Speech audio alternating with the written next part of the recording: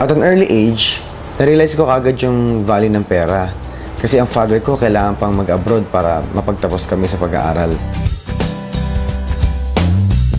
Akala ko, na nakatapos ka, papasa mo yung board exam, tapos na. Hindi pala. Pag nakatapos ka, tapos ka rin. Dahil hindi ganun kadali makahanap ng trabaho. Yung unang-unang kumpanya na pasukan ko, akala ko kapag nagsipag ka, no, bigay mo yung best mo, maging loyal ka sa company, ang bilis umasenso. Hindi pala.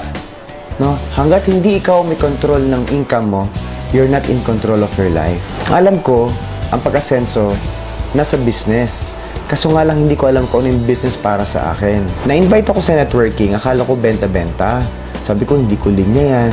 Hindi bagay sa akin kasi chemical ako, yung products all natural.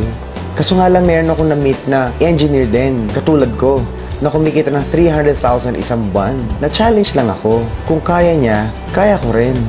So, pinag-aralan ko, nag-train ako. Then, nag-start ako sa InGlobal, May 2009. Yung mga tao akala ko sasama sa akin, yan yung unang-unang minaniwala sa akin. Pinagtawanan ako, kinutya ako, at sabi wala daw mangyayari sa akin dito. Pero dahil meron akong nakita sa InGlobal, sabi ko, itutuloy ko talaga to. Yung first check ko dito is 4,500. Naging 12,000, hanggang sa naging 60,000. Kapag sinunod mo yung sistema ng InGlobal, lalaki at lalaki ang grupo mo. Huwag ka lang talaga hihinto. I'm averaging around 100,000 pesos per week.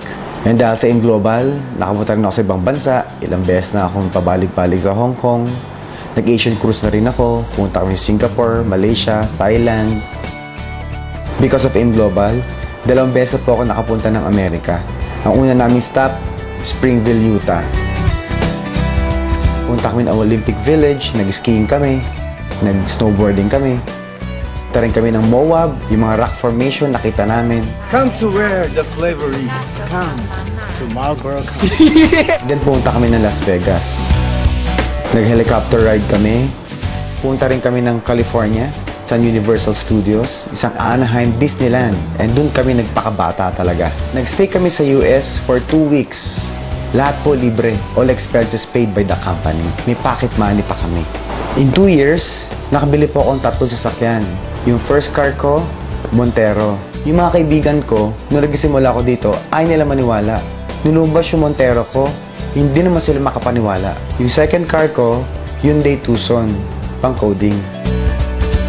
And wala pong isang buwan, after ko binili yung Tucson, binili ko po yung third car ko.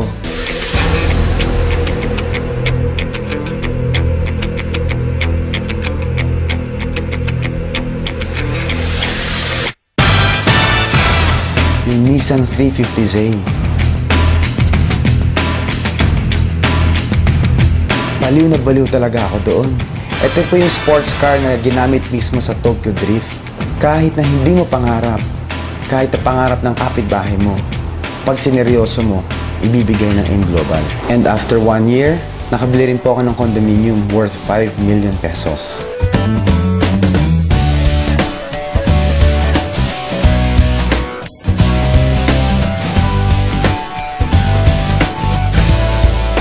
Ang fear ng iba, baka una-unahan at nahuli na sila. Katulad ko, after 3 years pa bago ako nag-join. Pero may prinsipyo nga ako eh. You don't have to be the first.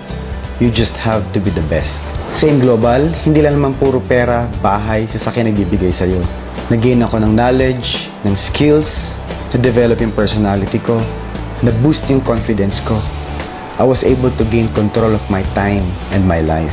And most important, I was able to become a global ambassador of hope.